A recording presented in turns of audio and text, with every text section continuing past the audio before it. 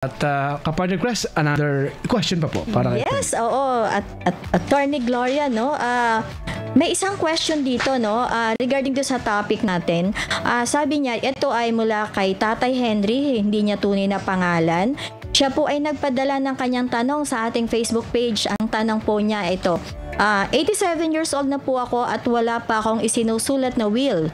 Pero sa mga anak ko, binilin ko na kung para kanino ang mga ari-arian ko.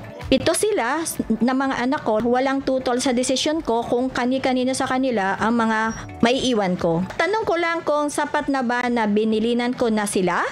And ano ang unang dapat kong gawin dahil patay na din ang asawa kong babae at sa aming parehong nakapangalan ang mga lupa namin. Paano ko ililipat ito sa mga anak ko, attorney? Okay. So yung gusto ko munang i-address yung part na yung mga lupa nasa pangalan pa nilang mag-asawa. Yes. Technically, magiging part yun ng tinatawag nating conjugal properties.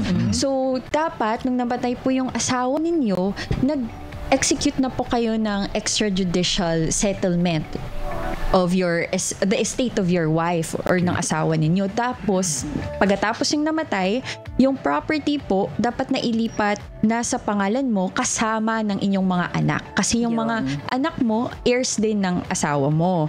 So, kung hindi pa yun nagagawa, kailangan nyo po muna ngayon agad-agad isettle yung estate ng wife ninyo. Or kung nabayaran nyo naman po yung estate tax, transferring of title na lang po yung mangyayari later on.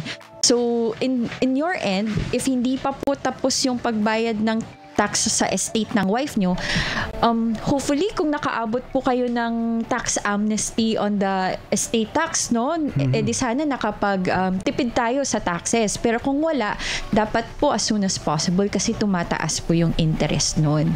And then, on the part po, enough na ba na pinagbilinan mo? It depends kung gaano mo kakilala yung mga anak mo. Ayun. Delikado pa pala yun.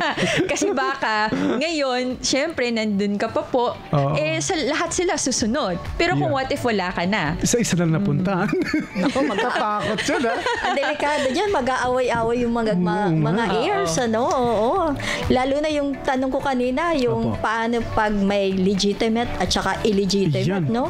Usually, yung mga illegitimate, lumalabas na lang pag andyan na eh. Yung nandyan na, yung wake, yung burol eh, nung namatay.